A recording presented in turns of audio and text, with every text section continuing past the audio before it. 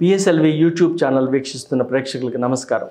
నా పేరు doctor Sambasivarao Peteti, Ayurharsha ayurvedic hospital, Kothapeta, Hyderabad. ఈరోజు మనం ఒక ముఖ్యమైన సమస్య గురించి మాట్లాడటానికి మీ ముందుకు రావడం జరిగింది. అదేంటంటే ఫిస్టులా ఇన్ యానో. ఫిస్టులా అంటారు దీన్ని, తెలుగులో లూటీలని, భగంధ్రాలని రకరకాల పేర్లతో పిలుస్తూ ఉంటారు. అయితే ఈ ఫిస్టులా అంటే ఏంటంటే అదేంటో మనం ముందు తెలుసుకునే ప్రయత్నం చేద్దాం. ఫిస్టులా అంటే ఒక ట్యూబ్ లాంటి హ్యాలో, దీన్ని ఫిస్టులా అంటారు అనమాట. అది ఏం జరుగుతుందంటే మనకి మలద్వారానికి పక్కన చాలా మందికి చిన్న చిన్న గడ్డల్లాగా వస్తూ ఉంటాయి. వీటిని మనం తెలుగులో సెగ్గడ్డలు అని కూడా అంటూ ఉంటారు మన వాళ్ళు. ఎక్కువసేపు కంటిన్యూస్గా కూర్చునే వాళ్ళకి కానీ, కారు డ్రైవర్స్ కానీ, డ్రైవింగ్ చేసే వాళ్ళకి కానీ, అలాగే ముందు చెప్పుకున్నట్టుగా ఈ యానల్ ఫిషర్స్ అంటారు, మలద్వారంలో చీలికలు వచ్చి వాటిని సంవత్సరాల తరబడి నిర్లక్ష్యం చేస్తూ ఉంటారు. సో అలాంటి వాళ్ళకి ఆ ఫిషర్ ఇన్ఫెక్ట్ అయిపోయి, ఆ ఇన్ఫెక్షన్ లోపల డీప్గా వెళ్ళిపోయి అది యాప్సిస్ కింద ఫామ్ అయ్యి ఫిస్టులాలు ఫామ్ అయ్యే అవకాశం కూడా ఉంటుంది.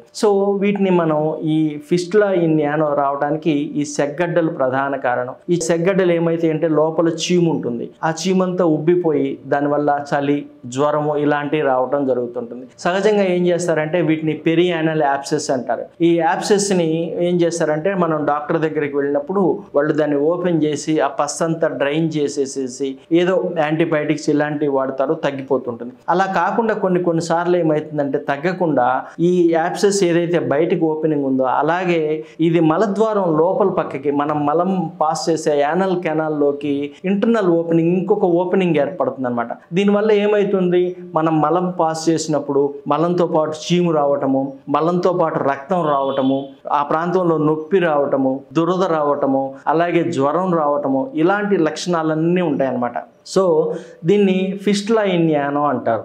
అయితే ఈ ఫిస్టులా ఇన్ యానో వచ్చినప్పుడు సహజంగా ఏం జరుగుతుందంటే మనకి ఈ పస్ బ్లడ్ బాగా కలెక్షన్ ప్లస్ బడ్ రెగ్యులర్గా వస్తూ ఉంటాయి అన్నమాట. సో దీన్ని మనం ఏం చేయాలి, ఎలా చేస్తే దీనికి పరిష్కారం దొరుకుతుంది అనుకున్నప్పుడు సహజంగా ఏంటంటే దీనికి ఫిస్టులాటమీ, ఫిస్టులెక్టమీ అని ఇలా రకరకాల సర్జరీస్ చేస్తారు. సర్జరీస్ చేసినప్పుడు జనరల్గా తగ్గిపోతూనే ఉంటాయి. కానీ కొన్నిసార్లు ఏమవుతుందంటే ఆ పస్ కలెక్షన్ అనేది ఎక్కడైనా కొంత మిగిలిపోయినప్పుడు మళ్ళీ వచ్చే అవకాశం ఉంటుంది, రిపీటెడ్గా వచ్చే అవకాశం ఉంటుంది. అలా కాకుండా ఆయుర్వేద శాస్త్రంలో ఏంటంటే దీనికి క్షారసూత్రం అనే ఒక పద్ధతి చెప్పబడింది. ఈ క్షారసూత్రం ఏంటంటే జనరల్గా దీన్ని మెడికల్ టెర్మినాలజీలో సెటాన్స్ అంటుంటారు కొంతమంది, ఆయుర్వేదంలో దీన్ని క్షారసూత్రం అంటాం. ఈ క్షారసూత్రం ఏంటంటే మెడికేటెడ్ థ్రెడ్ ఎక్స్టర్నల్ ఓపెనింగ్ ఎక్కడైతే ఉందో, బయట మనకి ఏదైతే హోల్ కనపడుతుందో ఆ హోల్లో నుంచి ఇంటర్నల్ ఓపెనింగ్ ద్వారా తీసుకొని ఒక దారాన్ని ముడేస్తాం అనమాట.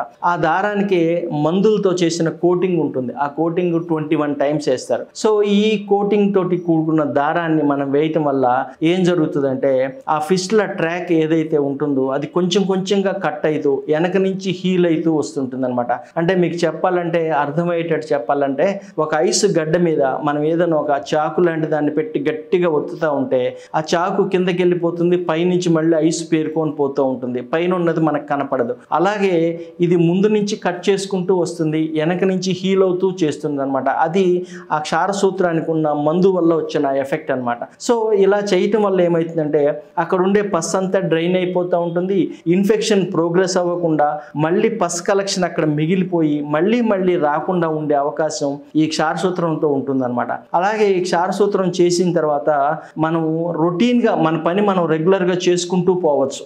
దీనికోసం మనం హాస్పిటల్లో ఉండటం కానీ, రెస్ట్ తీసుకోవటం కానీ ఇలాంటి అవసరం మనకేం ఉండదు. 1/2 అవర్ to 1 అవర్ ప్రొసీజర్ మొత్తం ఉంటుంది.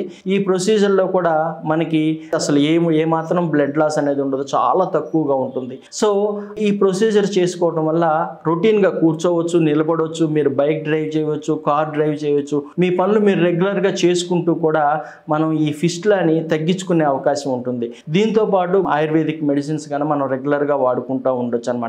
ఇలా ఈ ట్రీట్మెంట్ ద్వారా ఈ ఫిస్టులా ప్రాబ్లమ్ని మనం కంప్లీట్గా తగ్గించుకునే అవకాశం ఉంటుంది. ఇంకొక మంచి విషయంతో మళ్ళీ కలుద్దాం. అంతవరకు సెలవు, నమస్కారం. మరిన్ని ఆసక్తికరమైన కథనాల కోసం మా ఛానల్ని సబ్స్క్రైబ్ చేయండి.